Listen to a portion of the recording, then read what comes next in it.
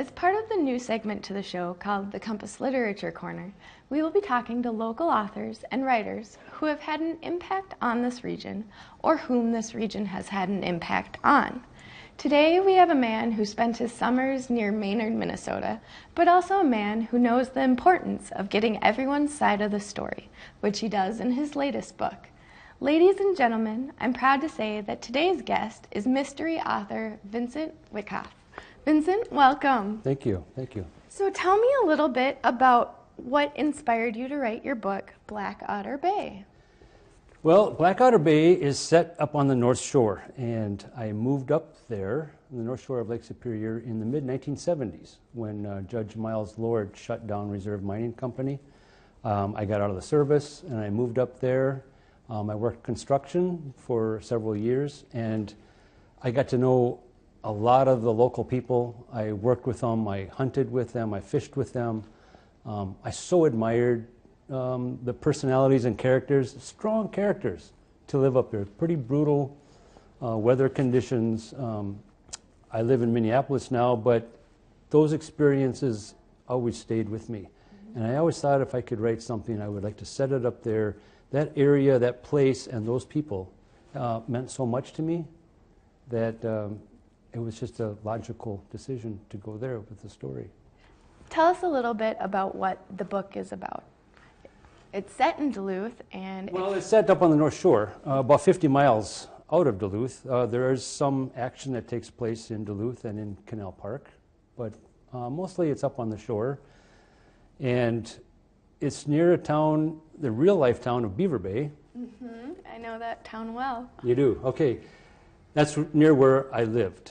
And I changed the name of it because I put a sheriff's office in town, which there is no sheriff's office in Beaver Bay. Mm-hmm. But it's the office in my book is a pretty interesting, it's got a backstory, it's a stone and timber building. The post office is different in town, and I just thought instead of having people coming back afterwards and saying, well, that's not what Beaver Bay looks like, just change the name. Mm-hmm. There's an area up there called Palisade Head, and there's part of the action with Marcy and Abby. They're hiking along the shoreline, and they're right in the area where Palisade Head is, and I wanted to have the tall cliffs and everything, but I needed them to walk through there. So they walked through, and I just changed the name to the Ramparts, so instead of Palisade. So I changed some of the names. I didn't change too many names in Duluth. I didn't use names.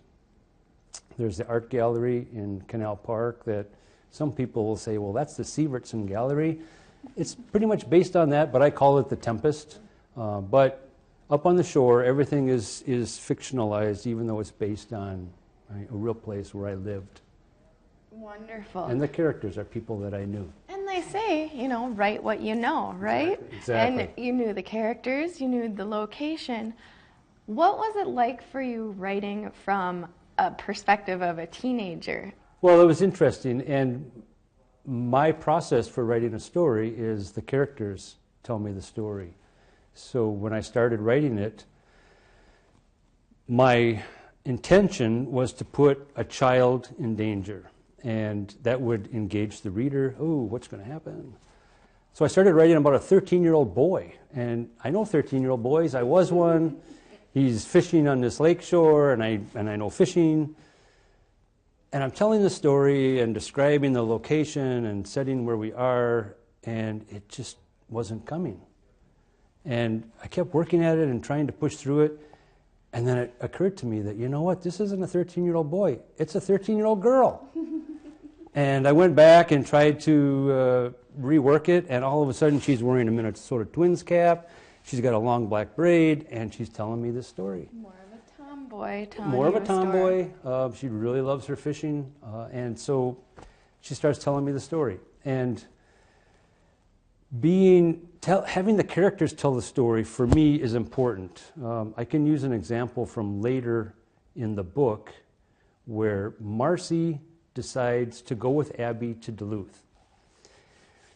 Most adults would say this was a very irresponsible thing to do. Mm-hmm. If I'm the omniscient narrator telling the story, I'm going to have a hard time convincing the reader that this is plausible. Yeah.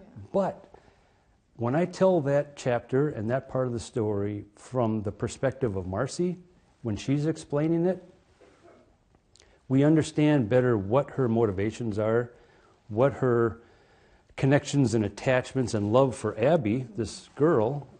We understand all these things much better than a regular narrator could do. It's coming from Marcy, and she is explaining not only to Abby but to herself and then the reader why she's going to do this. And I think it just works so much better. It gives it so much more life and depth, but more feeling to the story. So tell me a little bit about what kind of background or layout work goes into creating a mystery novel from all these different perspectives. That's a great question. And every writer has their own process. I don't have that sort of a process. I don't outline, as I said earlier, my intention was to engage the reader with a young person in danger. I didn't know what was going to happen. I didn't know that there was going to be a murder. I didn't know what was going to happen. I just started talking about this boy, and then it became a girl. And then the story starts coming out. We meet the sheriff, and he's adding to the story. The postmistress adds a lot to the story. Just moving around. So I don't know what's going to happen. And to me, that makes it much more exciting to write. Every day I would sit down and, wow, okay, okay, Abby, here we go. And tell me what's going to happen. So it's much more exciting. I think if I had an outline, it's a little bit more like journalism. I have a lot of respect for journalists and journalism, but it's a little bit boring. For me, I would rather not know. It's more exciting, and I can keep a little bit edgier as I'm writing that way. That's very true. This is not your first book. This is the second book. Right. So as part of our last question, why don't you tell us why you decided to go from a nonfiction short story form to a long novel fiction piece? Right. Well, I've always wanted to write novels. It's been a dream of mine. I finally got to a point in my life where I could. My previous book, Beware of Cat and Other Encounters of a Letter Carrier, told about my career delivering the mail. And they were real stories of real people in our neighborhood. It's nonfiction, but I got to practice writing and working with the craft. I wrote stories along with that, always with the intention of someday writing a novel. So I was able to branch out into this, and I'm writing a sequel, and this is where it's going for me. I love it. Well, if our viewers want to pick up your book, they can find it on Amazon, at the Barnes & Noble website. Where else can they find it? The publisher, NorthstarPress.com, is a good place to get it, and actually right in Milan, the gift shop. I think it's Billy Mapletree, right in downtown Milan.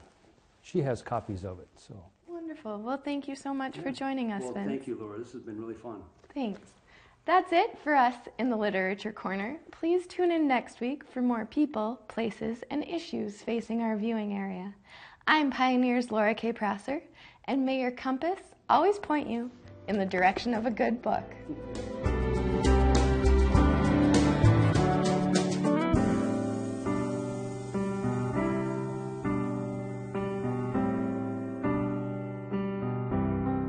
Major support for Compass is provided by the ongoing support of the Leo P. Flynn Estate of Millbank, South Dakota.